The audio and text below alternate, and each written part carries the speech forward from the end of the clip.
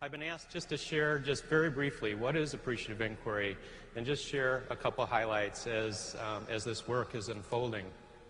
I think an easy way to begin to understand the idea of appreciative inquiry, a simple way, is to just refer back to a conversation I had with Peter Drucker about 2 months ago.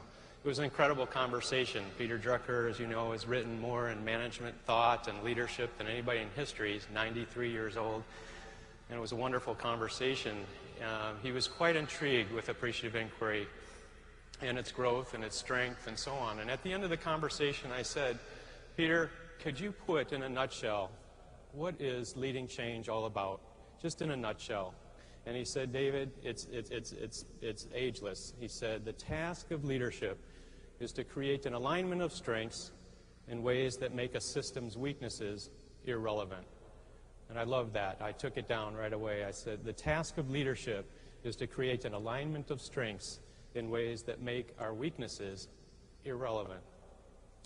Well, could it be, this kind of statement raises many questions. Could it be, for example, that leading change might be all about strengths? And these are questions that I've been pondering for the last 20 years, questions like these. Why would strength connected to strength create change? Why would hope connected to another's hope create change and learning? And why or how does inspiration connected to others' inspiration create change and learning?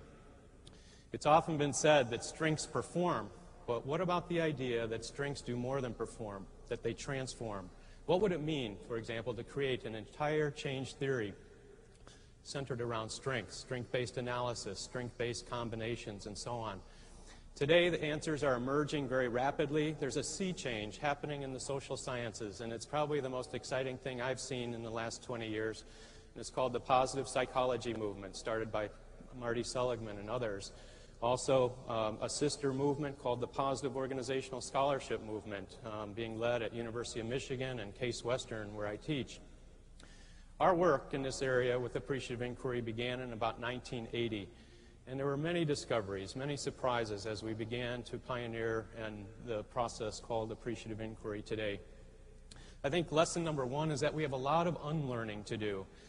I became aware of how ingrained we have grown up with a kind of a theory, an implicit theory of change that's so problem-focused.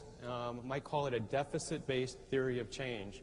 And so much of our work unfolds from some deficit-based assumptions. In fact, I think it's gone so far that we often operate out of a root metaphor that organizations are problems to be solved. You know, witness Dilbert, his popularity, and so on. We began to challenge that and reverse that and say organizations are not problems to be solved. No organization was created as a problem. Organizations were created as solutions. Even deeper, we began to say, what would happen to our inquiry, our approaches to learning and change? We say organizations aren't problems to be solved. They're centers of human relatedness, alive with infinite capacity, infinite imagination, and infinite connectivity to strength upon strength upon strength.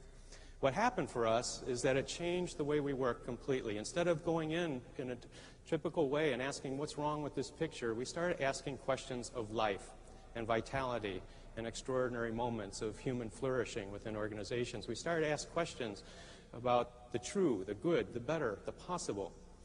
We asked questions about what gives life to this system when it's most alive, when people are most engaged and most connected in symbiotic ways with their partners and customers and so on.